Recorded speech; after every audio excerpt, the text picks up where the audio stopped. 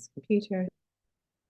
Alrighty, so this has gone through a few title changes, but anyway, I've landed on how to trust your intuition and take aligned action. Because trusting your intuition is the key to growing a business that feels authentically you. And I think that this is really important at this sort of day and age and things to find that balance.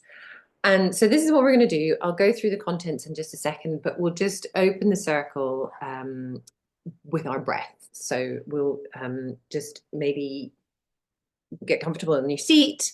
You can shut your eyes or lower your gaze, and we're going to take 5 intentional breaths. And so just whenever you're ready, with your first breath in, bring that air deeply all the way down into your belly. And as you exhale, just allow your body to feel here, present in this space. And on your next inhale breath, breathe deeply into your belly and with your instinctual parts, knowing those parts of you. And on the exhale, just lean into that inner knowing, gentle exhale. With your third deep breath, offer a gratitude to the human within you, the rational self that seeks meaning. And on your exhale, just acknowledge that part of you. And with the next inhale, touch that part of you that connects you to the unseen, perhaps to your ancestors, to the divine. And with your exhale, just feel that connection to the above and below, feeling grounded. And with this final deep breath in, on the exhale, we're going to gently tilt our head backwards and exhale upwards. And I'll say a little offering. So that the last deep breath out, when you're exhaling, may all parts of us work together, woven into wholeness by the power of our breath. And the circle is set. You can bring your head back to the room, and when you're ready, you can just open your eyes, come back into the room. So what we're going to cover today is I'll do an introduction of who I am and why I'm teaching this. And then I'm going to teach the spiral of creativity. And this is the how we trust our intuition and take alignment. And then the workshop is going to give a taste of what the spiral of creativity is. So then we will do a guided visualization, which will be about 10 minutes. And then we will do some reflecting on that visualization. So if you have a notebook and pen ready, and then we'll talk about some creative actions, and then we'll have question and answers and close. So the first part of the call is going to be probably me talking quite a lot. And the second part of the call is going to be you talking a bit more to each other and about what you find in this workshop. So,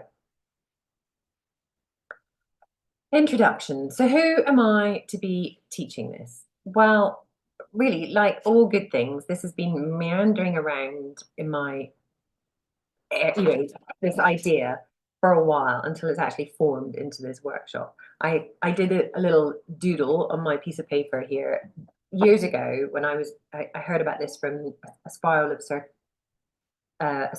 of creativity with Suzanne Anderson, and it's one of those things that like I did that and I was like, oh yeah, that's quite good, that's a good idea, that's nice, I like that. And then it kept coming back to me on my desk, and whenever I tidied up things, I'd find it, I'd be like, oh yeah, there's that. And so I started looking at how I was doing that, and I think it's something that I do quite naturally. And so I was like, okay, well, maybe now is the time to share it with others and see how it lands. And so my goal for you is that you will leave this workshop feeling more connected to your creative intuition and have learned about the spiral of creativity and have some ideas about what actions you can take going on from there. And the other part of this is that the workshop is my gift to you because in Polynesia there's a tradition of gift giving, and and it isn't about expecting a return on investment. And this is one of the reasons why it's free, and I feel really strongly about this. And in Polynesia, a gift is given, and it's meant to be received and taken in and appreciated. And then the important part to that is that it gets passed on. And a mark of a good gift is that it keeps moving. It may travel, like someone might make a little carving and they give it to someone else for with a good energy, and they take that to another island, and it might travel around all the different islands, and then maybe even returning to the giver one day. But the point is that it keeps moving and it keeps bringing value and connection to each other. And so it is in this spirit that this is what I'm doing with this workshop, that it's freely given with no expectation. And the only hope is that it serves you well, and that maybe, you can pass on the ideas to other people, or, however you want to use it. It's my gift to you. And I didn't say, well, hopefully aim for about an hour. So um, the universe varies strange jewels deep within us all and then stands back to see if we can find them. And so I think this really goes really nicely with the spiral of creativity because and again I love Big Magic by Elizabeth Gilbert, and I was really it felt really aligned with me, with what she was talking about in that book, and I think it's really aligned with the spiral of creativity as well. So let's just get straight into it. And so it's a spiral because it's moving. It's not a straight thing. It's not this is four-step path. It's just like, here are the areas that we move through and we can come back to time and time again.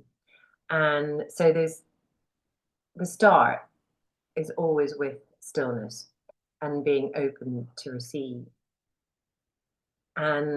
And then moving on to weaving of webs. So once you've got that idea, and this is the intuition part, the idea comes to you. And I think that stillness, like, it doesn't have to be you sitting still. It can be out on a walk or taking a shower or doing the dishes, or however, when you're not thinking about the thing that you want to think about, it comes to you. And that's the intuition side of it. And then, well, I mean, intuition runs through all of it, really. The weaving of webs, connecting to um, the creative field, and seeing, where this idea could go. You're not taking action, and it's only after weaving the webs that you can go into creative action, and that comes with deep alignment.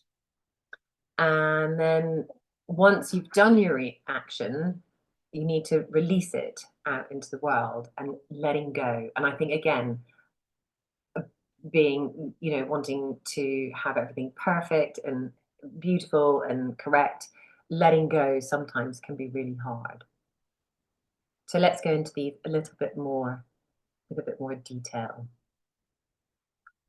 So here, yeah, before you begin anything, before you reach for a bus, before the keyboard, the plan, the strategy, we start with stillness. So it is that being open to receive. And it's a space of emptying out and becoming receptive to what wants to move through us. I was thinking about this, and how that means to me is a bit like, when they're radio stations and they've got that light bulb that says on air, and the light bulb is on, and it means that we are receiving, we're open. We're open to the waves coming into us, and that's part of the Elizabeth Gilbert, and what she says in Big Magic is about that there are ideas out in the world. They're like flying through the air, and at some stage, at one point, that idea will bump into you, and it's your job to connect, to hold on to or to grab that idea, and hold it, and take responsibility for it, and that's how the rest of the spiral goes. But so the stillness part is like, being open to what might happen. And yeah, so we, take those breaths, let go of immediately to create. I think again, in this world, it's, productivity is glorified. Stillness is actually a bit on the rebellious side. It's a bit radical. And it's an act of trust as well, when you trust that you take those deep breaths and something is going to arrive, and we sink into the moment and into the body and feel that space, giving space between the thoughts. And I think creativity isn't something we force; it's something we're open to receive. And and I and for me, I think there's two ways of being open to receive. You can either be really open and have that wide net, and being flooded with information or with ideas, catching all of them. And then the stillness is about discerning which one is the right one for you to take forward. Or it could be that you are, yeah, this forcefulness. It's like, I've really got to sort this out. I've got to know what this is. I've got to understand this. Sorry, my dog is coming over and wanting to say hello. So yeah, you can be really like forcing it, and that doesn't work either. If sort of always having all your days planned out exactly, it's kind of like, well, then there's no space to open to ideas. So and this is what we need to do. We need to sort of cultivate that spaciousness where we invite in ideas and clarity, and that inspiration probably would never happen if we were like pushing ahead, rushing forwards. So here are some questions as well that you can ask. Sort of, what is calling to be creative? What is the deeper intention behind this process? And yeah, so if there's a lot of things coming in, then it's like just sitting in that unknown for a little bit longer and seeing what feels important to bring further. And so then once you've got, okay, I've got this idea, I'm gonna go on this, weaving of webs and connecting into the creative field. So it's not about taking action. We're not yet taking action. We're gathering. This stage is about sensing and expanding the field of vision, the ideas. It's maybe about getting feedback. It's about being in conversations with others. Um, and that, yeah, it's so important that creativity is never isolated. It's never just one little spark. It's like, okay, so there's this, and it's connected to that, and it's connected to all these different things. And you could try this. You could close your eyes for a moment and imagine yourself as part of an intricate web. Your thoughts, your inspirations, your ancestors, the people who will receive your creation, the natural world, the collective energy of creativity itself. So it's just about that, putting the webs out there. And everything's already in motion. It's already speaking to each other. And our job is really just to tune in to what is there, what is out in the field. And these are some questions you can ask yourself at this stage. Who would be interested in this? Who could I ask? And then being aware of, like, my little piece of paper that kept, appearing on my desk again and again. Like, what keeps showing up that we need to act on. And who or what is already present in this process with me. Maybe there's people that you need to talk to about it. Maybe there are other unseen forces that are already there. So that's stage two. That's the second part.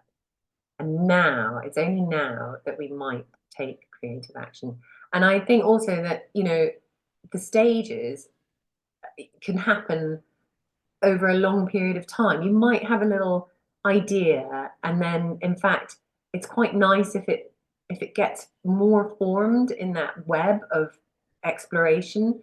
And when you've got like a really fully formed good idea, you can then start taking action into making plans and moving forward with it. Um, and so, like it could take months to sit in that kind of weaving of the web. Like, what is it? What exactly is it? If I, how would it might work and all those sort of things.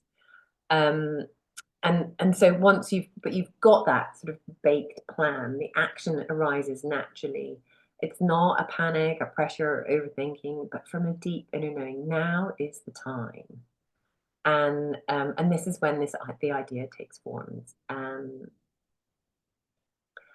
And this is, yeah, here is the key. Act with focus, but stay open to the unexpected. I think, flexi planning is what I quite like to call it. That, yes, this is the plan, but, maybe what happens with it is going to change and shift as we engage with it. And yeah, just let it breathe. Perhaps think of it like a dance, and your body knows the steps, but you allow yourself to respond to the music in real time. You're moving with it rather than having it as a predetermined shape. Um, yeah, it just when you are in deep alignment with your creative action, there is more resonance and it feels more alive. So you could ask yourself, am I creating from alignment or from fear and urgency? How can I bring joy and play into this process? I think, yeah, you can get stuck down in the process and the um, and the and the rigid formulas. What feels fun, what feels good, and where is this going? What does it need? And then the letting go and releasing the creation into the world. And this, I was thinking about this with again with Elizabeth Gilbert and with her books, or if you're a writer or an actor, an actress, you do all the work, you do all the creation, you make the book, you make the film, and then you have to let go. You have to let it go into the world and let it be received. And know that not everyone's going to like it. There's not everyone's going to give it a big thumbs up. It's, you hope that people will resonate with it and it will work. But you've got to let it go. Let it be what it is, and have a life of its own. And I think we all maybe struggle a bit with this because you want it to be perfect. Maybe the fear of being seen, or our attachment because you've worked on this little baby for so long, and you want the outcome to be amazing for everyone, and it's kind of hard to let it go. But again, creativity isn't about control, it's about offering. It's like, here's my thing and here it is in the world. And yeah, surrendering to it. So once we've shaped our creation, we need to surrender to it, and give it to the world, to the people who receive it, and allow it to unfold. And that is the end of the spiral, but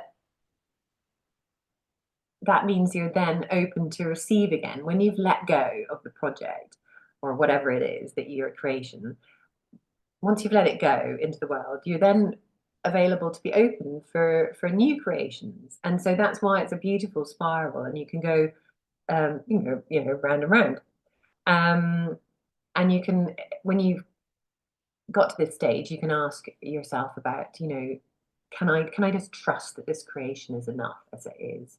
Which is, yeah, how can I release my grip and allow it to evolve on its own once it's out there in the world? It's going to mean different things to different people. am I ready to return to stillness and begin again? And that again, that can, it can take years before you're ready for stillness and to begin again. So there's only 4 parts to this spiral, but I think it can take a long time to go through the spiral. Okay, so that feels like I went through that reasonably quickly. Have you got any questions, or is there anything that you'd like to ask about that? Any feedback? Does that resonate with how you might see a creativity? Just a question, do you think we could have the slides somehow? Yeah. Yeah. I was thinking that I will send them as a PDF Oh, great. recording as well. So you Yeah, can, yeah. yeah, no problem. Yeah, yeah, I liked it a lot. Yes, just Okay, so Eh, the idea then, so now you've got the concept. The idea now is that we're going to do a guided visualization, and so you can feel that sense of stillness and opening to receive, and then after that we'll do a bit of connecting with the web and weaving the ideas out by speaking them and talking about them, and so the rest of the workshop's more about you. And also, I just wanted to say that we are actually in the full moon, the Leo full moon at the moment, which I looked up, and it's all about embracing your unique gifts and sharing them boldly with the world.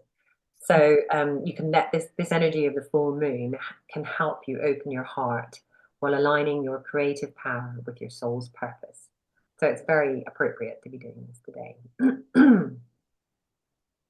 Anyway, I'll just take a drink of water and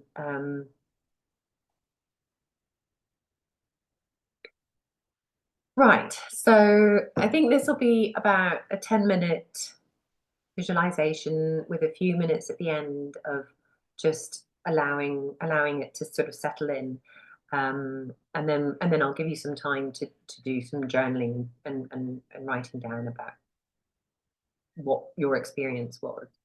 And I'm hoping there's some drilling going on outside, so I'm hoping that Zoom's doing its thing and filtering that out so you can hear me. Okay, so would you like just to settle into your chair and get comfortable?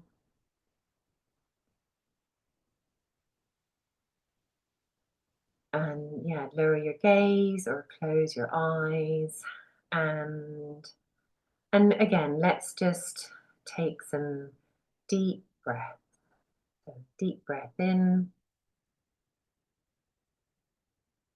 and just allowing that out breath to come out naturally.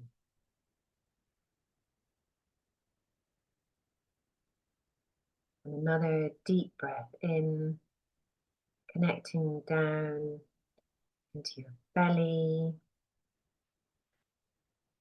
and noticing that deep within you, between your navel and your bowl of your pelvis, there is a place of stillness. See if you can, with your breath, let your awareness drop into that space. And this space is the very core of your being.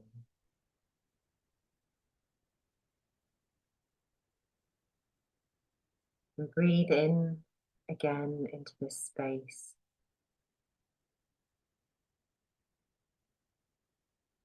And as you exhale, just imagine your breath flowing out through every pore of your body, dissolving into the space around you.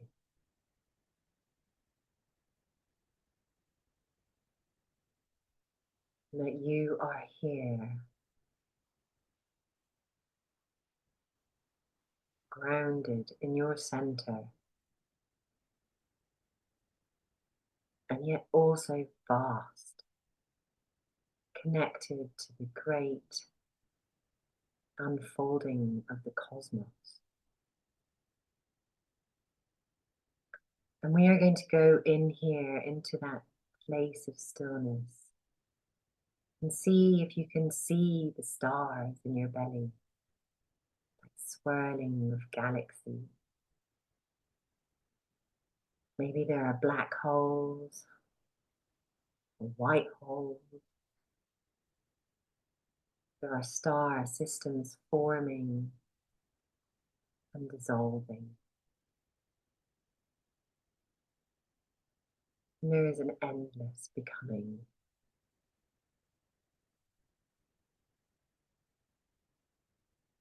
That you are both rooted in this body on this earth and an infinite being woven into the fabric of the universe.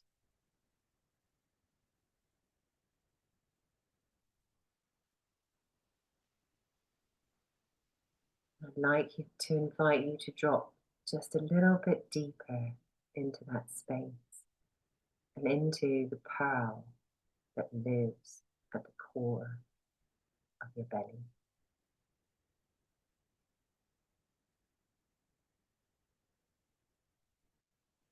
There is a pearl of certainty that is beyond ideas, beyond thoughts, beyond words. It's the pearl gifted to us by the divine. It's the pearl of our soul.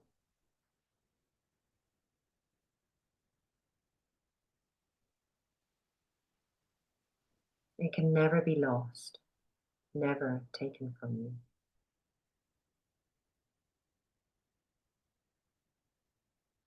And it holds the certainty that you are part of something far greater than this moment.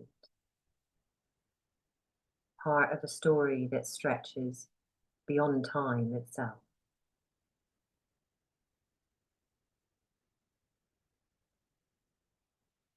Sink deeply into this place of knowing and not knowing.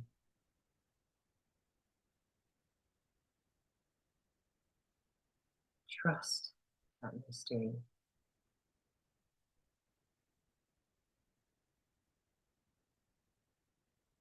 Beneath the uncertainty is something steady, a quiet, cellular certainty that you belong. And that you are playing on a much wider stage than you can see. Moving between worlds, weaving your own thread into the great tapestry of existence. And cradle this pearl within you. Feel its presence. Feel its wisdom.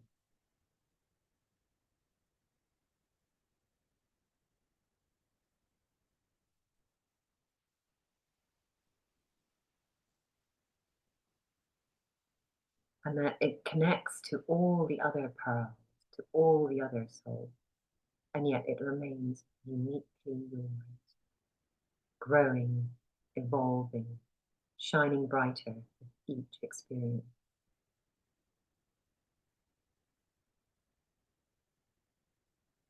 Every joy, every sorrow, every love, every loss, it all returns to the pearl, deepening its light.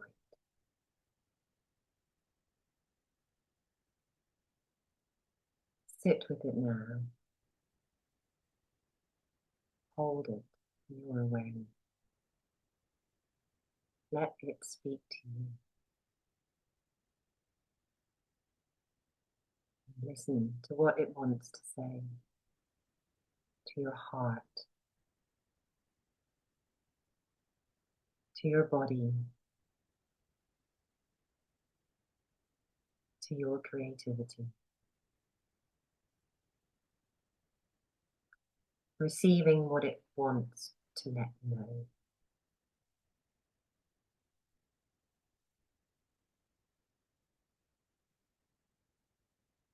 Let it remind you of the life still waiting to be lived, the passion still waiting to be expressed. And so let's sit in silence for a few minutes, just cradling this pearl, loving this pearl, knowing this pearl, listening to this pearl, hearing what it says, and letting it guide us home.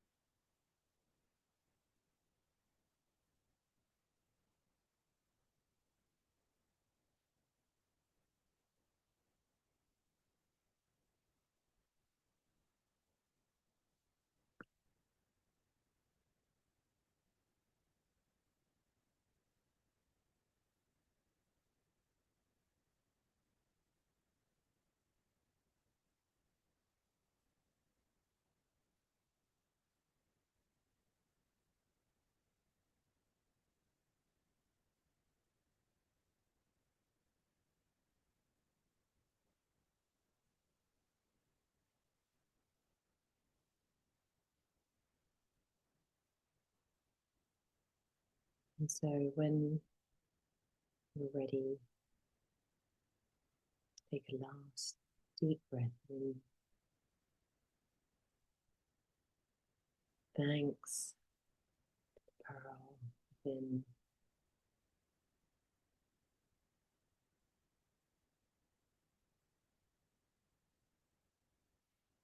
When you're ready, open your eyes and come back into the room.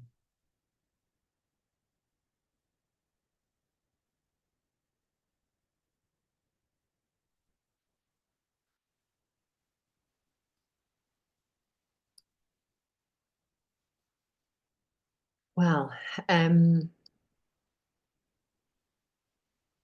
how was that? Would you like to spend a few minutes just writing down some ideas about what came to you?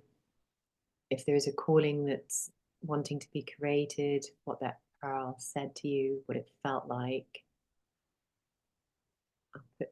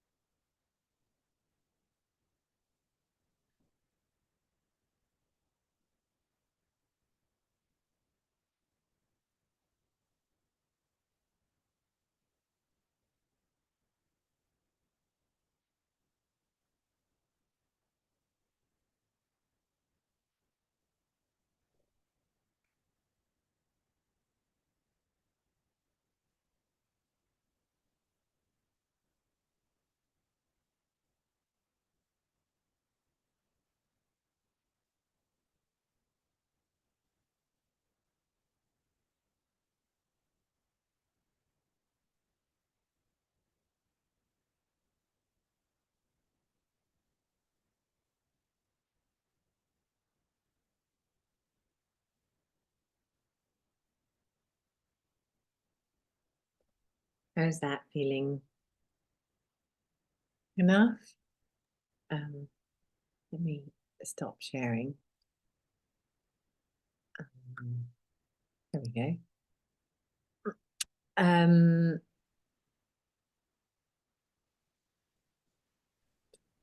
I was thinking that maybe would you like to go into breakout rooms to discuss what you discovered, or do you want to just share it to the group?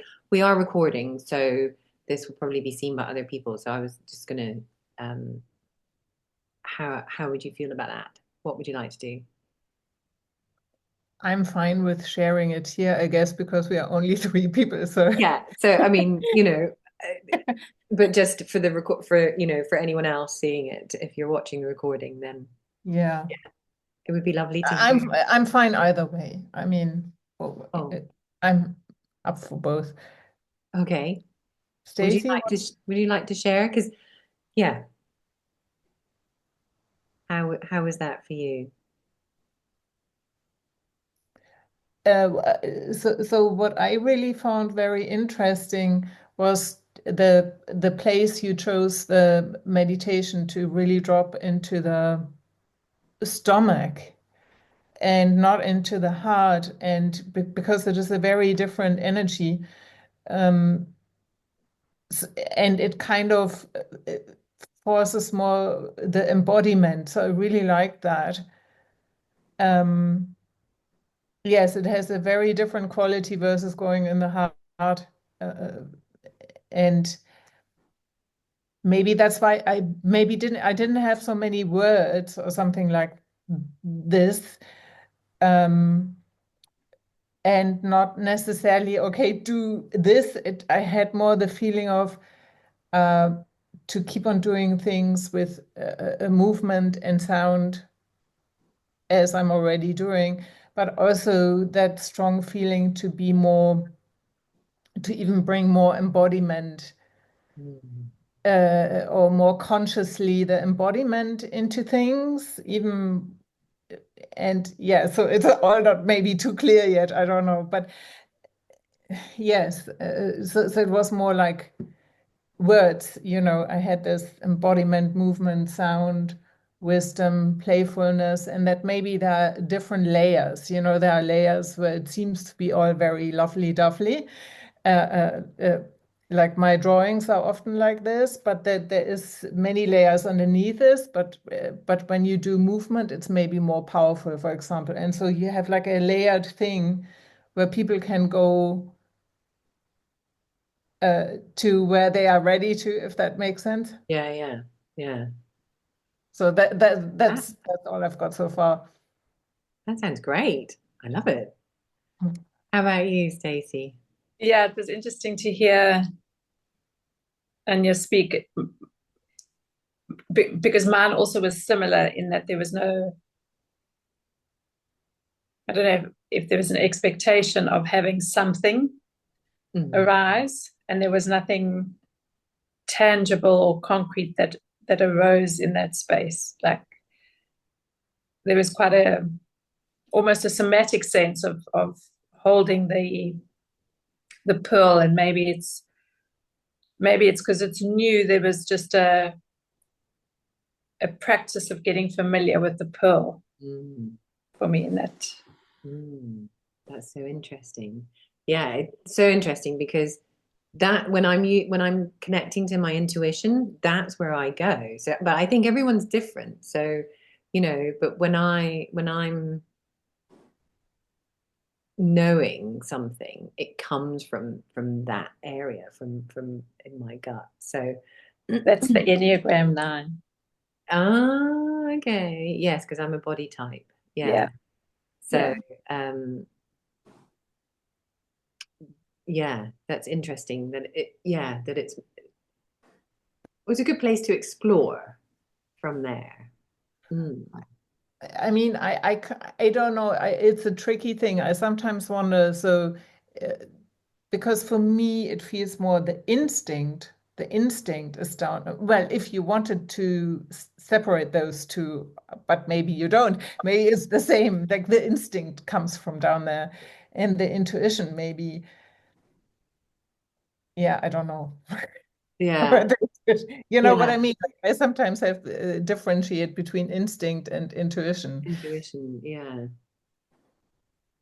I think there's a part of working with intuition is learning where and how, like we can, for me, tune our attention to different parts of our body, and it has a different feel to it.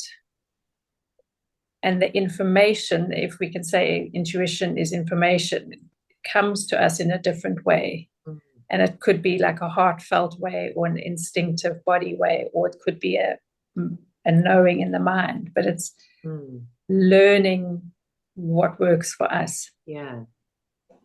Yeah. And practicing different ones in different ways. Yeah. Yeah. Yeah. Really interesting. Well, I'm glad. I mean, I'm glad that that was helpful. Yeah. It's definitely, yeah, yeah. Okay, so I'll just go back to my share screen to what is calling to be created. So that was and weaving your web. So we've done that. We've done sort of sharing your discoveries.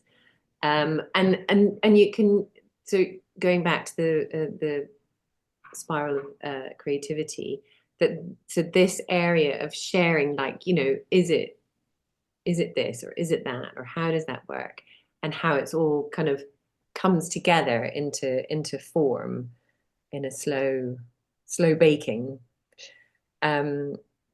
And yeah, just to say that your ideas don't belong to you alone. They're waiting for you to say yes. So that this idea that we all have these inspirations, and taking that aligned action is important, isn't it, really? So then what creative action? Maybe it's a bit soon to be thinking about what a creative action is that you could take. But it sounds like, Anja, you had some idea that the more embodied part is more the area that you want to focus on. I think I might, because I do YouTube videos, and I might see whether I can weave into it in the beginning, whether I can come up with a gesture or something like that, or something, you know, because usually I have the movement stuff is in my shorts. When I do shorts, you know, I do the reels. When I do reels, that's more movement based. But when I talk about things, I usually just say hi and bye. And so I wonder maybe whether I can come up with a fun gesture at the beginning or something like that, or at the end. I don't know. Or I don't know where you film your videos, but maybe while walking outside or something like that, so that there's I usually sit, to be honest, and because here it's also often very windy, and it just I actually am more often inside now because it's just too windy and it's too distracting. Yeah. Walking around your kitchen or something like that. Walking around your home. Yeah, I'm just there's wondering not about much to walk. that. I'm in a little studio, so there's not so much space to walk. And I think it's not that. It's more like a felt sense. Yeah. No, I am quite present already in my videos. It's just this little. I see. I will experiment. Sounds good. Sounds good. And Stacey, are there any? I think definitely for me, my takeaway is going to be to apply this process. When I have a call every week with my children at different times, and with my older one, we have been committed to doing our watercolor painting. They'd given me some watercolors for my birthday or for Christmas or something. and I just never got around to doing it, or it just felt like a big task. But now that we do it together, it's part of our call. The phone sits there, and I paint and she paints, and sometimes it's the same thing, sometimes it's different, and we chat, and then we compare notes. So I like the idea of taking this spiral to that process when I sit down for our call, to be still, to see what wants to be created, and then allow that process to happen, because there'll be the sharing part of it, this the stage 2, and then there's the stage 3, and then out into the world would be being finished with it, that it's enough. And then even if it's just sharing with her, which it tends to be, but I think just that awareness of starting from stillness and connecting to see what wants to be created, rather than coming down on it. Yeah. Oh, that sounds beautiful. That sounds like a really good practice. What a nice thing to do as well. Oh, it's been wonderful. Like, yeah, there's been just so many unforeseen benefits. It's amazing. And how long do you spend doing the call? Just being curious. So last Thursday was 2 hours and 20 minutes. Oh. Which we would never have a face-to-face call for that length of time, because you've got to eat or you've got to do stuff. But I can just put it on mute and run to the toilet, or she can boil the kettle, and we're still talking and the project's still happening. But for me, I have that dedicated time to do my creative work. I mean, I'm certainly no artist, or I'm not delivering anything, but it's a creative outlet that I never made time for. And now, by putting the two together, it's deepened our conversations, because it's not a quick, how are you doing? How was your weekend? And because you're not looking at somebody, how when you have better conversations, when you're not focused directly, there's that freedom to just, it's, whatever. So it's been amazing. And I'm excited to be able to use this for that. Yeah. Share it. Great. That's exciting. I don't think I've got very many more slides. But we'll just go back to what I do have. That sounds very exciting.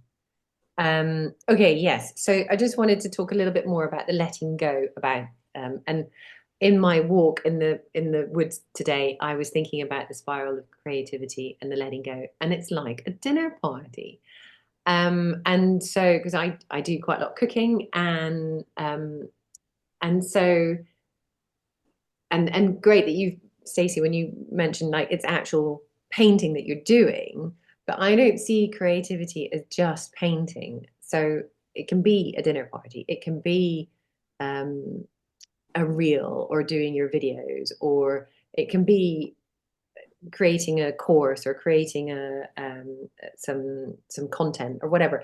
So it just is, I think, everything that you do that's new is creativity. So dinner party. So why is it like a dinner party? So imagine you've decided you're gonna have a dinner party. Maybe you've sat in stillness and thought about the people you wanted to be there, or maybe it's just kind of, oh yeah, let's invite so and so for dinner, and because it's a birthday, or it's it's Christmas or whatever. So once you've made that decision, it's like, okay, this is the idea. And then taking that idea and putting it out into the web. So you've maybe got to speak to people, invite them, ask them what they like to eat, if there's any dietary requirements, is there anything that they need specifically. You get together your recipes that you're going to cook, or the ingredients that you're going to use, and it sort of starts coming together. And the closer to the day of the dinner party, you've got all the weaving of the web done, you're feeling quite confident about cooking, and you're ready to go, you've got everything together, and so then the creative act happens, and you start doing cooking, and it is creative. Cooking is creative because you're tasting everything. Maybe you're adding some salt, or there's some part of the recipe that you're kind of like, well, I didn't get that ingredient, I've got to use something else, and sort of you're mixing things together and you're creating food, something to eat out of raw ingredients, and then you have to let it go. So once the food's ready and the food is put on the table and offered to your guests, you can't decide whether or not they like it, or whether, you hope that it's going to be enjoyed, that it tastes like, that they're going to like it, they're going to, enjoy your creations.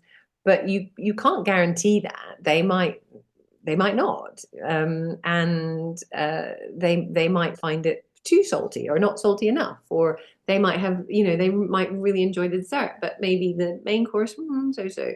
But you have to let it go. It's like, that is your offering. This is what we're here, and hopefully, you have good conversation. So it's a success. And I think I was thinking that's quite useful to be able to see it in action like that. And the letting go part is